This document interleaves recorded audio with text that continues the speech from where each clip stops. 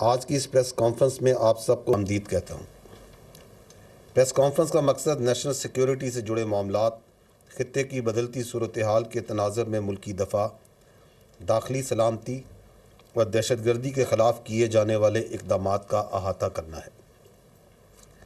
سب سے پہلے میں آپ کو دہشت گردی کے خلاف افواج پاکستان کی جانب سے کیے گئے انٹیلیجنس بیسڈ آپریشنز، بالخصوص تیرہ ویلی میں فتنہ الخوارج اور بلوچستان میں دہشت گردوں کے خلاف آپریشنز کے ساتھ ساتھ دیگر اہم امور کا جائزہ پیش کروں گا۔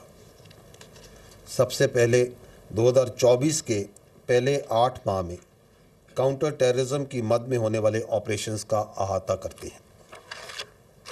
دہشت گردوں اور ان کے سہولت کاروں کے خلاف سیکیورٹی فورسز اور قانون نافذ کرنے والے اداروں کی جانب سے اب تک رواں سال میں 32,173 مختلف نوعیت کے انٹیلیجنس بیسڈ آپریشنز کیے گئے ہیں، جن میں گزشتہ ایک ماہ کے دوران آپریشنز کی تعداد 4,021 ہے۔ گزشتہ ایک ماہ میں آپریشنز کے دوران 90 خوارج کو واصل جہنم کیا گیا۔ یہاں یہ بات قابل ذکر ہے کہ دہشت گردی کے اس ناسور سے نمٹنے کے لیے روزانہ کی بنیاد پر 130 سے زائد آپریشنز افواج پاکستان، انٹیلیجنس، پولیس اور دیگر قانون نافذ کرنے والے ادارے سر انجام دے رہے ہیں۔ سال 2024 کے گزشتہ 8 ماہ میں کاؤنٹر ٹیررزم کے آپریشنز کے دوران 193 بہادر افسران اور جوانان نے جام شہادت نوش کیا۔ پوری قوم ان بہادر سپوتوں اور ان کے لواحقین کو خراج تحسین پیش کرتی ہے۔ فتنہ خوارج اور دہشت گردی کے خلاف جنگ آخری خارجی اور دہشت گرد کے خاتمے تک جاری رہے گی انشاءاللہ۔ یہاں میں آپ کو انسداد دہشت گردی کے حوالے سے سیکیورٹی فورسز کی جانب سے کیے جانے والے ایک اہم اور کامیاب آپریشن کی تفصیلات سے آگاہ کرنا ضروری سمجھتا ہوں۔ 20 اگست 2024 سے وادی تیرہ میں فتنہ الخوارج اور نام نہاد کالعدم تنظیم لشکر اسلام اور جماعت الاحرار کے خلاف کامیاب انٹیلیجنس بیسڈ آپریشنز کیے گئے۔ یہ انٹیلیجنس بیسڈ آپریشنز ٹھوس شواہد اور درست معلومات پر مبنی تھے، جس کے نتیجے میں فتنہ الخوارج کو بڑا دھچکا لگا۔ ان انٹیلیجنس بیسڈ آپریشنز میں سیکیورٹی فورسز نے اب تک 37 خوارج کو جہنم واصل کیا، جبکہ 14 خوارج زخمی ہوئے۔ جہنم واصل ہونے والوں میں انتہائی مطلوب خارجی لیڈر ابو ذر عرف صدام بھی شامل تھا۔ ان انٹیلیجنس بیسڈ آپریشنز کے دوران ہمارے 4 بہادر جوانوں نے انتہائی دلیری سے لڑتے ہوئے جام شہادت نوش کیا۔ اسی طرح کے انٹیلیجنس بیسڈ آپریشن سے دہشت گردی کی لعنت کو ختم کرنے کے لیے سیکیورٹی فورسز کی بہادری اور عزم کا منہ بولتا ثبوت ہے۔ خواتین و حضرات، جیسا کہ آپ کو معلوم ہے کہ 25-26 اگست کی رات دہشت گردوں نے بلوچستان میں متعدد گھنونی دہشت گردانہ کارروائیاں کی۔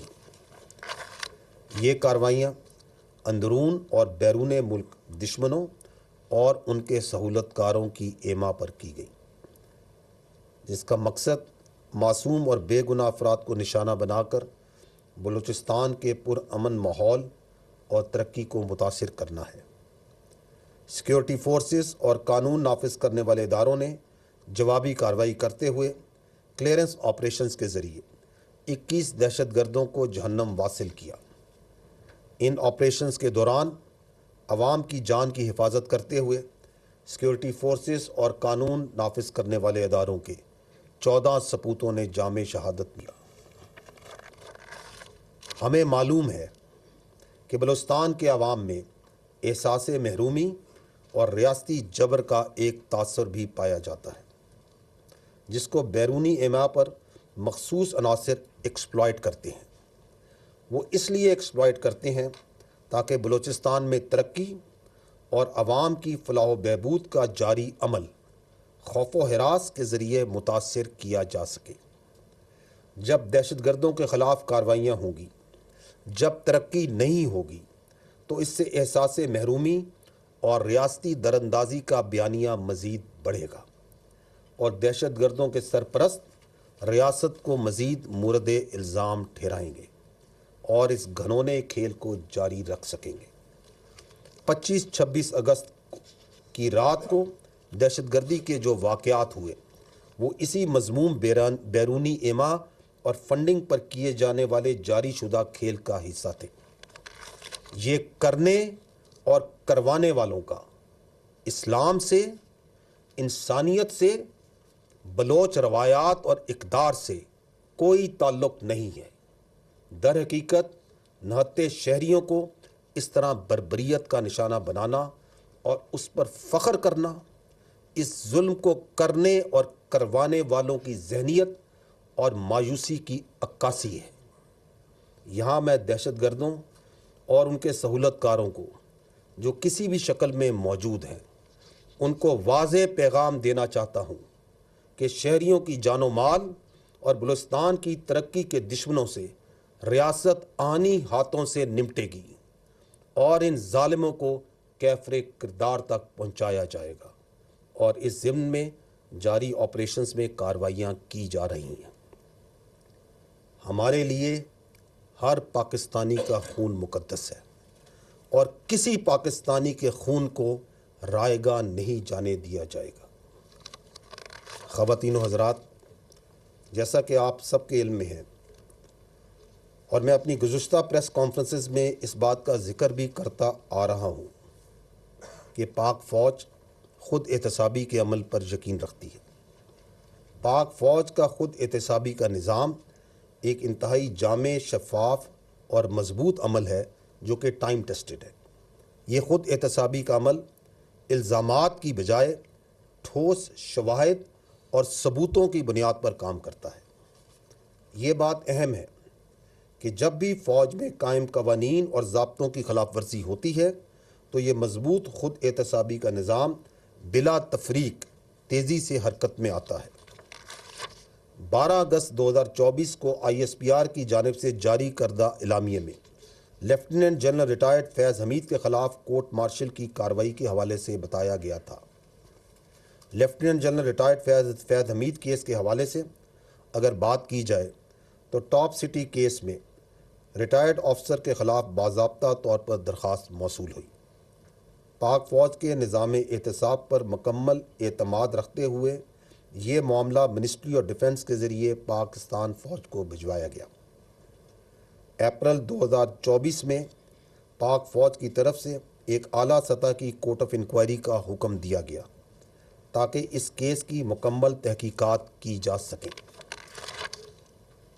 ٹھوس شواہد پر مبنی تفصیلی انکوائری مکمل ہونے کے بعد 12 اگست 2024 کو پاکستان آرمی نے باضابطہ طور پر آگاہ کیا کہ متعلقہ ریٹائرڈ آفیسر نے پاکستان آرمی ایکٹ کی دفعات کی خلاف ورزیاں کی ہیں، اور یہ کہ متعلقہ ریٹائرڈ آفیسر کے حوالے سے ریٹائرمنٹ کے بعد پاکستان آرمی ایکٹ کی خلاف ورزی کے متعدد واقعات بھی سامنے آئے ہیں۔ ان بنیادوں پر فیلڈ جنرل کورٹ مارشل کی کارروائی کا آغاز کیا جا چکا ہے۔ خواتین و حضرات، یہ سمجھنا انتہائی ضروری ہے کہ پاکستان آرمی ایک قومی فوج ہے اور اس کا کوئی سیاسی ایجنڈا نہیں ہے، نہ ہی یہ کسی سیاسی جماعت کی مخالف ہے اور نہ ہی طرفدار۔ فوج کا ہر حکومت کے ساتھ پیشہ وارانہ اور سرکاری تعلق ہوتا ہے، جس کو آئین اور قانون کے قواعد و ضوابط میں مناسب طور پر بیان کیا گیا ہے۔ یہ بات جاننا اہم ہے کہ اگر فوج میں کوئی شخص اپنے ذاتی مفادات کے حصول کے لیے کام کرتا ہے یا اپنے ذاتی فائدے کے لیے کسی ایک مخصوص سیاسی ایجنڈے کو پروان چڑھاتا ہے تو پاک فوج کا خود احتسابی کا نظام حرکت میں آ جاتا ہے۔ ثبوت و شواہد کی روشنی میں ذمہ داروں کو ان کے اعمال کا جواب دہ ہونا پڑتا ہے۔ جاری شدہ خود احتسابی کا عمل اس بات کی ایک اور دلیل ہے۔ خواتین و حضرات، پاک فوج میں واضح اتفاق رائے ہے کہ فوج کو بحیثیت ایک قومی اور ریاستی ادارے کے طور پر